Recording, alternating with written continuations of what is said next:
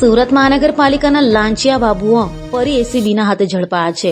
Food licence આપવા 45,000ની લાંચ લેનાર 1 લાખનો પગારદાર સહિત 2 અધિકારીને એસીબીએ ઝડપી પાડતા લાંચિયા અધિકારીઓમાં ફફડાટ જોવા મળ્યો હતો.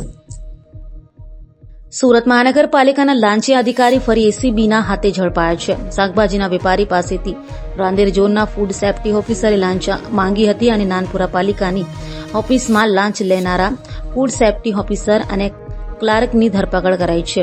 શાકભાજી વેપારીને ફૂડ લાયસન્સ આપવા 45,000 લાંચ લેનાર 1.5 લાખનો પગારદાર પાલિકાના food safety officer Hemen Gohil અને વહીવટી ક્લાર્ક ગુલામ યાસીન શેખને એસીબીએ ઝડપી પાડ્યા હતા. પાલિકાની નાનપુરા ઓફિસમાં જ બંનેએ લાંચની રકમ સ્વીકારી હતી. હાલ તો એસીબીએ લાંચિયાઓને ઝડપી પાડતા અન્ય લાંચિયા બાબુઓમાં ફફડાટ વ્યાપી ગયો હતો.